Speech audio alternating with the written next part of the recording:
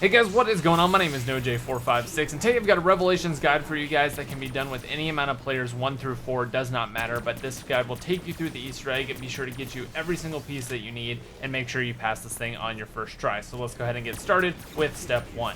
Now step 1 is very, very easy. All you need to do is make your way over to the spawn and shoot the gravestones with the character's name on them in order that they died. Or if you just want to look from left to right, the order is the second gravestone, the third gravestone, the first gravestone, then the fourth gravestone. So 2, 3, 1, 4 in order of the gravestones. They are split up kind of like by this little wall or shed type thing here. So again, just make sure you're keeping the order 2, 3, 1, 4, move on to step 2. So after shooting the gravestones, a corner of one of those gravestones will go to one of 3 different locations. The first of which is this jump pad in Shangri-La. It'll be the same 3 jump pads each time, and you're going to have to stand on top of this gravestone. Now, there was no gravestone in that shot right there. This is what the gravestone actually looks like. It's this little tiny baby rock protruding out of the ground, and you can see that in one of 3 different locations. So it'll look exactly the same in each and every one. This is what it looks like if you have this spawn right here and Mob of the Dead, which is again another one of the 3 spawns. And the third and final spawn is this jump pad and Verrucht. So basically, even if you can't see it, all you need to do is stand on where the rock would be at the very back of the jump pad in each of these 3 locations.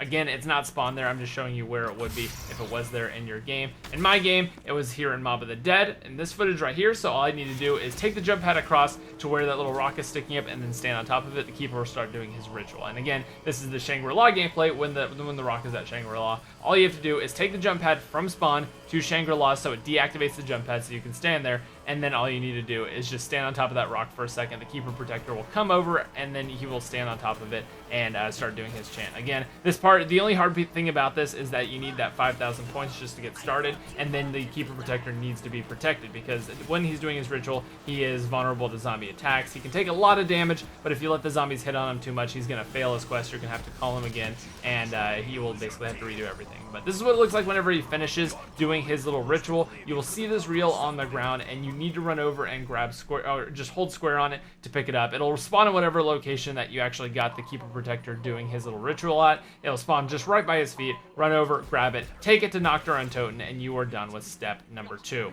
So the next thing you need to do is get little Arnie's out of the box and make your way into the giant Apothicon and throw little Arnie's down each of his 9 breathing holes. Now, obviously you can only do 3 at a time, and this actually works out perfectly because every 3 little Arnie's that you throw down into one of the air holes, you basically get 3 Margwa spawns. And what you need to do is just take out these Margwas over and over each and every time. I'm showing you the location of each of the 9 spots because each spot does have to be unique. Once you finish off the first 3 spots, kill off the first 3 Margwas, you move on to the next 3 holes. Again, throw the Arnie's down there, shoot up the Margwas, and then move on to the next one. Again, this is the last of the 9 holes. Finish off the Margwas, and you will actually get an audio reel to spawn. So again, 1 Arnie each hole. Kill all the Margwas, and then you can see right here, this is what the audio reel, I don't even know what to call them anymore, actually looks like. Go ahead and grab that, take it all the way over to Kino der Toten, and then go ahead and play it right there, and you are on to step number 4. So the next thing we're doing is collecting body parts. Now what you need to do is go to each of the locations I'm showing you here and shoot it with an upgraded gun. So you need to pack a bunch of gun that shoots bullets, and you need the upgraded Apothicon Servant. If you don't know how to upgrade the Apothicon Servant, there's going to be a link in the description, but follow each of the locations that I take you to here and shoot the exact spots I show you, and there should be body parts flying out. This one's the hardest one to see actually. It's in the spawn area right next to the church. There's a discolored rock in the very, very back. If you crouch down, you can see it pretty darn easily. Crouch down, shoot it. You should see a little arm or a femur or something pop out of that one. Shoot the Apothicon Servant into it and wait for the audio confirmation. For each one of these, you need to wait for the audio confirmation because if you run away, sometimes you may miss with the Apothicon Servant. It may not work or something like that. But shoot the rock, the body part flies out. Shoot the Apothicon Servant. It'll suck the body part into the slot, and you will be good to go. You'll hear that little audio confirmation that sounds like honestly a zombie is dying, but more kind of like a full sound. You'll definitely tell that it's an Easter egg related sound. That one is over there on that rock by the waterfall. Again, and just grab any pack-punched gun, shoot it to get it out, and then move on with your day over to Nocturne Toten. Go ahead and shoot this brick right there that is kind of barely poking out the top. Grab it once again with the Apothicon Servant, and then you are on to the kind of annoying one, which is the wall run. This was the reason that the Easter egg took so long, basically, this whole entire one right here. But what you need to do is go ahead, grab something that is either automatic or at least semi-automatic, and then you're going to shoot the side of this wall with that gun because it is hidden in the bottom half right there. You actually saw it pop out a tiny bit there, and you'll see that there's definitely a little piece of something there, and that is actually the spine. So again, make sure you shoot it, make sure you see it floating out there like that. Take out that Apothicon Servant, blast it, and then as you're falling away, listen for that sound, and you will be good to go to move on to the next step. But yep, there you go. You have collected all 6 of the bones. Make sure you grab all 6, and let's get on to step number 5. So after you collected all 6 body parts, make your way to Noctur Untoten. You'll see all of the body parts you've collected sitting there on the floor. Go ahead and once again, Apothicon Servant with that. You'll see the body parts flying up into it once more. And whenever you head back up there, obviously try to keep your zombie safe if you're playing on solo. But if you head back up there, you'll actually see that the body or the body parts have been turned into Sofia's body. And all you need to do with this is, once again, one more time, go ahead and shoot it with the Apothicon Servant, and then a few seconds later when you head back there, or if you just watch it, it will actually drop an audio reel instead. So this is the 3rd out of 3 audio reels. We are done with the audio reels after this step. I'm going to show you where exactly to play it because you do have to play each one of these audio reels before moving on to the next thing. And for this one in particular, you have to wait for the audio to finish before you can actually do the next step, or else it's just not going to activate because Sofia will not be there. And you'll see what I mean in just a second. So there's the audio reel. Go ahead and grab that. Make your way all the way over to Origins. Go ahead and pop that in. Let the audio play all the way through. You'll hear Sofia kind of like talk, not in the radio, but you'll hear her talk kind of in the map itself. And then whenever you hear her talk in the map itself, you'll actually be able to run over and see her, which that brings us to step number 6, which is the Ghost Sofia. So once you see Ghost Sofia here, all you need to do is redirect the beams from each one of the 4 different laser turrets to Sofia. So I'm going to show you exactly how to do that. The first one's going to be the hardest because there's actually 2 different ones you can reflect it from. You'll see me trying both because this was the first time I've done this, but you do need to shoot it off of the leftmost bumper here. So each one of these spawns will only have 1 spot except for Varuk. This actually has 2 different locations. But what you need to do is aim at the left one on Varuk and just basically wiggle it all around on these kind of floating blue rocks to catch the correct angle, and it will actually just activate and keep that angle there for you. So again, make your way over to spawn. Again, shoot at the leftmost one. It will angle its way over. It'll actually lock in whenever you hit it correctly. Again, just wiggle it around, and I guarantee you'll probably hit it on the first try.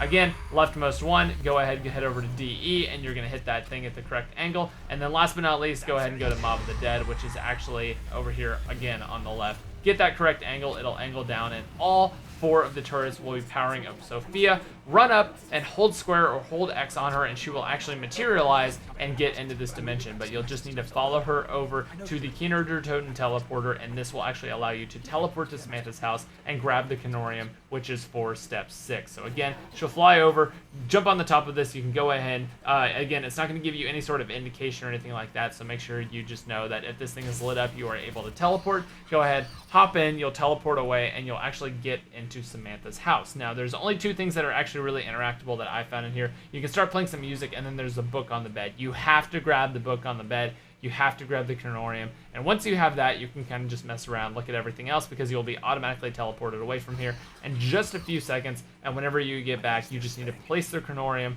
on top of the podium, which again is just right here, right at the front of the theater. You'll be good to go, and you'll be able to go on to the next step, which is collecting the gate worms, collecting the eggs, collecting the runes, and everything like that. This is where the Easter egg really gets started, and this is where it gets a little tricky with looking around in the map for everything, because there's just so many spawns. But I'm gonna walk you through as many spots as possible, and then we'll go on from there. But again, there you go. Canorium has been placed. You'll see this kind of like giant rune thing on the ground, and we are ready to go on to the next step. So next up, what you need to do is grab an Apothicon egg. Now, there's going to be a bunch of different spawn locations. Here is one of mine that I had in my game, so you can check the spot. But honestly, there's just 4 random spots. They have no rhyme or reason, but it seems like they kind of spread out throughout the map. I've had one in every single area before spawn. I've had one in Origins. I've had one in DE. Every single spot there, literally everywhere. And once you grab one, you need to head over to the giant Apothicon. Now, what you need to do is get about 15 kills in front of this thing. You can use the Apothicon Servant. You can use pretty much whatever you want, and whenever you get a kill, it will actually absorb the soul into it and actually help to hatch the egg. And whenever it hatches the egg, as you can see, you will be able to get a gate worm, and with this gate worm, you need to head to each one of the 4 areas in the map. Now, obviously, Noct does not count, but you need to go to DE, you need to go to Origins, you need to go to the spawn, and then you need to go to Varuk in each one of these areas, there's going to be a beeping sound that you actually hear. Now, I'm showing you another location of the egg. I'm going to show you the process all over again. So here's another location egg can spawn. But what I was saying is that you need to go to each one of these 4 locations. You'll actually hear a beeping sound in your headset. You'll hear your controller vibrating if you just run around each one of these areas. And then all you need to do is run up, and wherever the beeping is loud, run up and hold square, much like you see me do here. There will be a rune that appears from the ground, and then again, there's another egg location right there. And whenever you pick up that rune, you will actually be collecting them. So again, go ahead, here's the order. You find an egg, you take it to the Apothecon and hatch it, and you run around in each one of the areas until you find a rune of creation, which again, the little wormies will go in.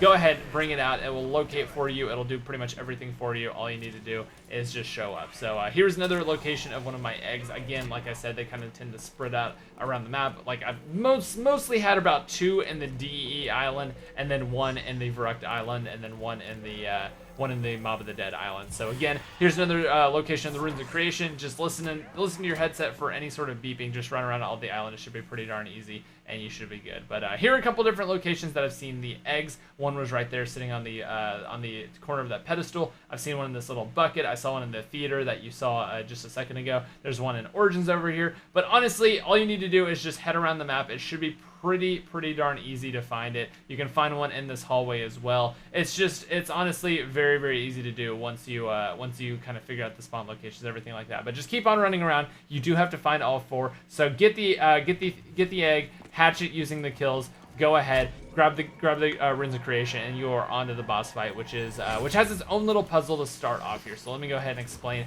exactly how this boss fight works. So the first thing you need to do is, again, just protect yourself, especially if you're playing on solo. And you need to write down or do something with each one of these runes, because you have to get each one of these runes correct in a Simon Says game. So just draw them. What I would do is, if I was playing on solo, I would just pause, draw them real quick, and then go on to the next one, unpause, because this book, after you run up in the boss fight room and hold square on this book, again, we'll just flash these 4 different runes. Write them down, make sure you memorize them, and then head over to the start of the room where you're going to input these in. Now, this thing will basically be randomly cycling through a bunch of different runes, and you have to wait for the one that is, again, first in the book. So if it's first in the book, you run up and you hold square on it, and that is your first rune. So again, I'm just waiting. It's cycling through all of them all by itself. That was my first run right there, and it'll keep on cycling. Now, that's not my second rune, so I'm just waiting. I'm waiting. Again, it may take a little bit, and it will probably take a lot of ammo to keep you safe during this entire time, because it only stays popped up for a few seconds. And whenever you find the one that is yours, again, you just run up and you go ahead and grab it and then activate it. And then you need to do this just 4 times for every single rune in the book. And after you finish all 4 of these, you will be activated, you will be ready to go, and this will start off the boss fight. Now, I'm going to just quickly explain how the boss fight works. There are 4 different stages to start off the first part of the boss fight, which is just basically fighting against Margwas and zombies and Furies. So again, once you start the boss fight, head over and just be ready to take down lots of Margwas. I strongly recommend the Thunder Gun for this first part, because basically the Shadow Man is going to change the arena in some sort of way. I'm going to explain each one of those, and you need to kill a certain number of Margwas. It seems like you have to kill about 2.5 Margwas, and then it will actually end itself automatically, and you'll be on to the next stage. So this first one here is kind of the electricity one. Again, just make sure you're blasting all the Margwas. You have to kill the Margwa heads. If you do not kill the Margwa heads, the thing will not end. Don't even worry about the zombies, honestly. Just make sure you don't go down by them, and keep on attacking the Margwas. And as you can see, after you kill enough Margwas, the entire arena will light back up, and it will be back to normal. And then the Shadow Man will take a few seconds, let you take a breather, and then take you into the next one, which could be anything. And I think in this case actually is a fire one. So in the fire one, it'll basically just make the floor lava in certain areas. So again, just don't touch it. And then you will see this fire kind of like being spewed out of the ground, and anytime you touch that, it will damage you as well. So it's not just an instant down or anything like that. It's kind of like a Panzer flamethrowing you. So again, just make sure you're being safe. Grab a helmet. If you really want to be safe, you can definitely get the Apothecon helmet before coming into this boss fight. It definitely does help.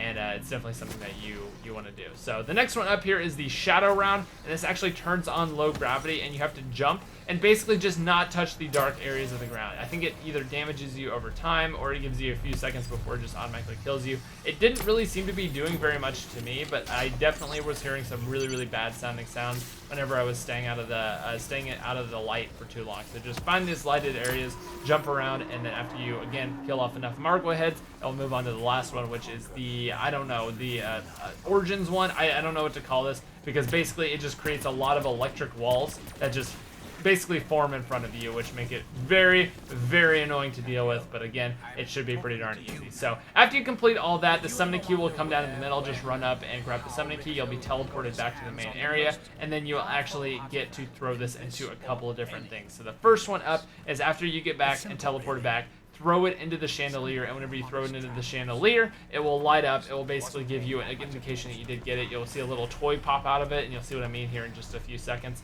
And then the summoning key will kind of drop somewhere nearby. The summoning key, if you ever lose the summoning key, it has a big bright beacon, kind of like the Wonder Fizz on it. So if you ever lose it, just go ahead and run away. But here are all the locations. You basically need to throw the ball, throw the summoning key, and hit each one of these locations. So the Vrek Fountain, the DE Clock, and the Chandelier is what we've gotten so far. It's basically just running you through all the old Easter eggs on all the old maps. So there's a pretty good indication of what it looks like. And again, this thing is a 1 melee kill, and you can throw it and kill zombies as well, because you can't use your gun while you're doing this. But again, here's the next one up. It's the Mob of the Dead poster. Just go ahead and chuck it back there. It will fly back into the map somewhere, and you just have to basically run around and grab it real quick. It will fly back in somewhere in that area. Here is the Origins one. It is hiding behind the kind of out of map area. So go ahead, chuck it out there, and you'll see the giant kind of toys coming up. And then here you can see a giant monkey bomb. That one is the Shangri-La summoning stone, or focusing stone.